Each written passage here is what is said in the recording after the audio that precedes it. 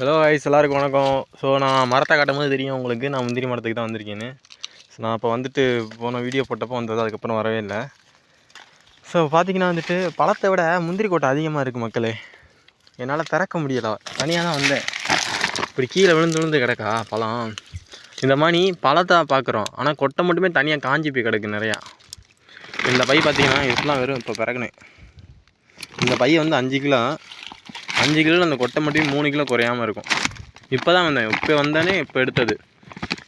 இன்னும் ஒரு 4-5 பேர் 2 மணி நேரம் இருந்தோம்னா ஸோ எப்படின்னு பார்த்தீங்கன்னா ஒரு 20 கிலோவாவது எடுக்கலாம். இந்த மாதிரி கிடக்கு பாருங்க, வராதனால அப்படி காஞ்சி இதாகிடுச்சு. இந்த மாதிரி வந்தோம்னா திறக்கலாம். பழம் நிறையா கிடக்கு மக்களே. நான் போய் இன்னொரு பையை எடுத்துகிட்டு வரணும் வீட்டுக்கு போயிட்டு. நம்ம வீடு இங்கேருந்து 1 கிலோமீட்டர் போகணும். ஸோ அன்றைக்கி இதெல்லாம் க்ளீன் பண்ண வெட்டி போட்டு நம்ம போகிறதுக்கு இப்போ தான் பிறக்க முடியல என்னால். எவ்வளோ பிறக்கிறது ஒத்தாலாம் வந்து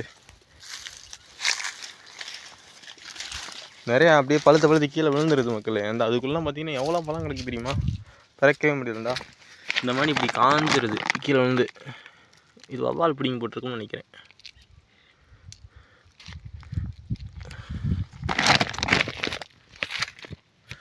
உங்கள் ஏரியாவில் முந்திரி கொட்டை எவ்வளோ போகுது மக்களே? நீங்கள் இருக்கிற ஏரியாவில் முந்திரி கொட்டை யார் வச்சுருக்காங்களோ அவங்க என்ன விலைக்கு கொடுக்குறாங்க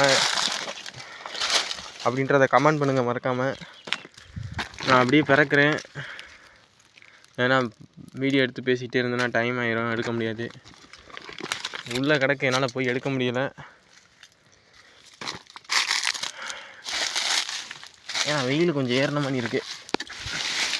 இங்கே பாருங்க, இந்த மாதிரி காஞ்சி தான் கீழே விழுந்து கிடக்கு. ஸோ இந்த வீடியோ இதோட நான் முடிச்சுக்கிறேன் மக்களே. மறக்காமல் கமெண்டில் சொல்லுங்கள் உங்கள் ஏரியாவில் என்ன விலைக்கு போகுது முந்திரி அப்படின்றத. ஓகே மக்களே, டாட்டா, பை பை.